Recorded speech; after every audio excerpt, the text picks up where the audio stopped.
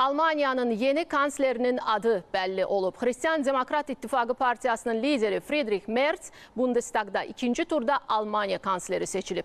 Birinci turda onun yetersay ala bilməməsi isə Almanya tarixində bir ilk olub.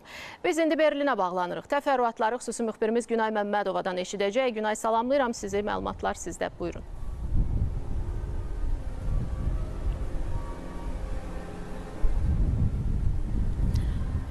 Lalə, bəli, bugün Almaniyada siyasi zəlzələ baş verdi deyə bilərəm. Bu səhər Bundestagda keçirilən ilk turda Merz tələb olunan mütləq əksəriyyəti qazana bilməsə də Bundestag onun namizədliyini ikinci cəhdə təsdiqlədi.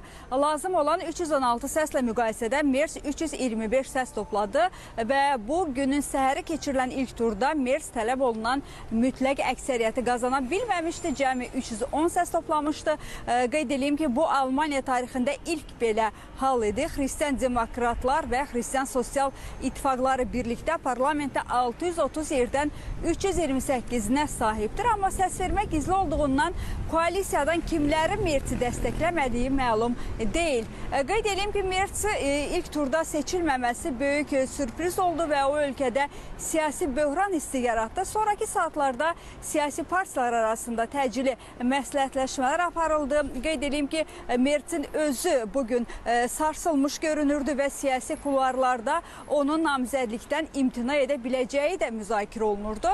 Qanunvericiliyə əsasən ikinci səsvermə hüququ var idi və 2 həftə ərzində keçirilə bilərdi. Elə bugün ikinci səsvermə də keçirildi və bu dəfə Merz inanmış şəkildə 325 səslə qalib gəldi. Beləliklə o Almaniyanın 10-cu kansleri oldu. Qeyd edeyim ki, bu hadisə Almaniyanın siyasi həyatında nadir və həm də dərindən düşündürücü bir dönüm nöqtəsi oldu. İlk turdakı uğursuzluq Merzin liderlik qabiliyyətinə kölgə saldı və göstərdi ki, koalisiya daxilində inam tam deyil. Bu həm də cəmiyyətin dərin şəkildə iki yerə bölündüyünün siyasi təzahürüdür. Lakin ikinci turda səsvermənin uğurlu nəticələnməsi göstərdi ki, Hristiyan Demokratlar və Hristiyan Sosial İttifaqları içindəki gərginliklərə baxmayaraq sistem özünü toplaya bildi. Merz indi həm də simvolik, həm də real olaraq ciddi məsuliyyət daşıyır. Cəmiyyətin parçalanması, iqtisadi yavaşlama, beynəlxalq təzyiqlər və təhlükəsizlik məsələləri onun qarşısında duran böyük çağırışlardır.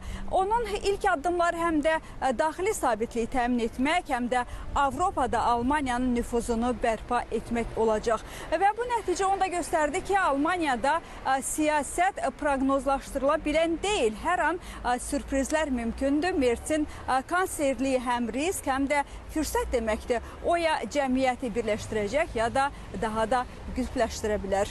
Belə Lalə, mənim çatdıracaqlarım bu qədər. Buyurun, söz yenidən sizdə. Günay, mən sizə təşəkkür edirəm məlumatlarınız üçün. Bəli, Almaniyada